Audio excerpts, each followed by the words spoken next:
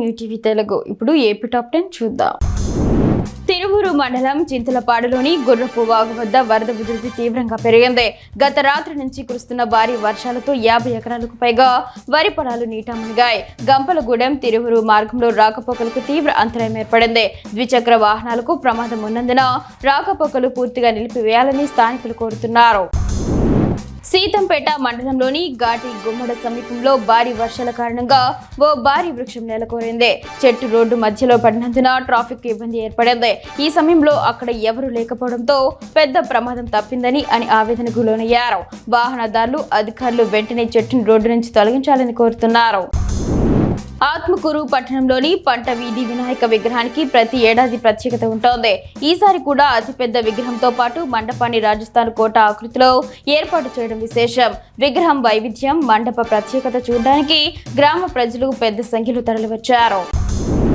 ఎచ్చెర్ల శాసనసభ్యుడు నడికుడితి ఈశ్వరరావు వినాయక చవితి సందర్భంగా ప్రజలందరూ స్వదేశీ వస్తువులను వాడాలని పిలుపునిచ్చారు. రణస్థలం స్వగృహంలో ఆయన మాట్లాడుతూ దేశ కార్మికులు, పారిశ్రామిక రంగాలకు మద్దతుగా స్వదేశీ ఉత్పత్తులను ప్రోత్సహించాలని సూచించారు. మహాత్మా గాంధీ స్వదేశీ ఉద్యమాన్ని ప్రేరణగా తీసుకోవాలని, ప్రధాని మోదీ పిలుపు మేరకు స్వదేశీ వస్తువులే వినియోగించాలన్నారు. ఎగువ ప్రాంతాల్లో కురుస్తున్న భారీ వర్షాల కారణంగా గోదావరి నదికి వరద నీరు భారీగా చేరుతోంది.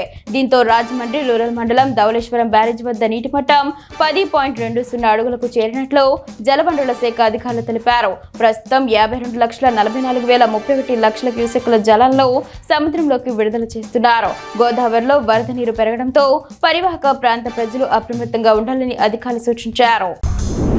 వినాయక చవితిని పురస్కరించుకుని టెక్కలి మెట్ట వీధికి చెందిన సూక్ష్మ కళాకారుడు సింహాద్రిరాజు తన ప్రతిభను మరొకసారి చూపించాడు. అదే వీధిలో ఏర్పాటు చేసిన గణపయ్య విగ్రహాన్ని పోలిన గణేశుడి ప్రతిభను శుద్ధ మొక్కపై చెక్కి చూపలను ఆకట్టుకున్నాడు. ఆంజనేయ స్వామి రూపంలో గణేశుడిని చిత్రించి ప్రత్యేకతను చూపించాడు. స్థానికులు ఆయన కళను ప్రశంసించారు. రాయదుర్గంలో మారెమ్మ జాతరలు ఘనంగా నిర్వహించారు.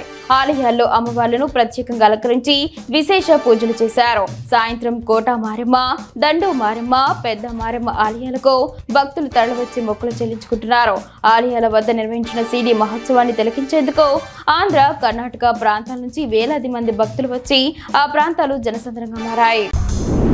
రాయదుర్గం పట్టణంలోని తహసీల్దార్ రోడ్డులో విద్యుత్ ట్రాన్స్ఫార్మర్ వైర్లు కాలి మంటలు చెలరేగడంతో స్థానికులు భయాందోళనకు గురయ్యారు. పట్టణ ప్రజల కథనం ప్రకారం ట్రాన్స్ఫార్మర్ చుట్టూ పెరిగిన చెట్ల కొమ్మలు గాలికి వైర్లకు తగలడం వల్ల ఈ ప్రమాదం సంభవించిందన్నారు. విద్యుత్ శాఖ అధికారులు ఈ సమస్యను పట్టించుకోవడం లేదని, ఇప్పటికైనా చర్యలు తీసుకోవాలని పట్టణ వాసులు కోరుతున్నారు. ఆగస్టు 31వ తేదీలోపు రైతులు తమ పంటలకు ఫసల్ బీమా యోజన కింద అందించే బీమాకు నమోదు చేయించుకోవాలని ప్రకాశం జిల్లా రాష్ట్ర వ్యవసాయ శాఖ అధికారి మెహబూబ్ బాషా అన్నారు. ఏ పంటలకు ఎంత ధర చెల్లించి బీమా చేయించుకోవాలో మెహబూబ్ బాషా సోషల్ మీడియా వేదికగా రైతులకు ప్రకటన విడుదల చేశారు. ఏవైనా సందేహాలు ఉంటే మీ స్థానిక రైతు సేవా కేంద్రాలను సంప్రదించి మీ అనుమానాలు తీర్చుకోవచ్చని, వెంటనే రైతులు పంటకు బీమా చేయించుకోవాలని విజ్ఞప్తి చేశారు. గత 2 రోజులుగా కురుస్తున్న భారీ వర్షాల కారణంగా వాగులు, వంకలు పొంగి పొర్లుతున్నాయి. పెనుగంచి ప్రోల్లోని మున్నేరు నదికి ఖమ్మం, వరంగల్ జిల్లాల నుంచి భారీగా వరద నీరు వచ్చి చేరుతోంది. దీనితో మున్నేరు నది ఉధృతి పెరిగింది. రెవెన్యూ, పోలీస్ అధికారులు అప్రమత్తమై ప్రజలను హెచ్చరించారు. చేపల వేటకు వెళ్లకూడదని నిషేధం విధించారు.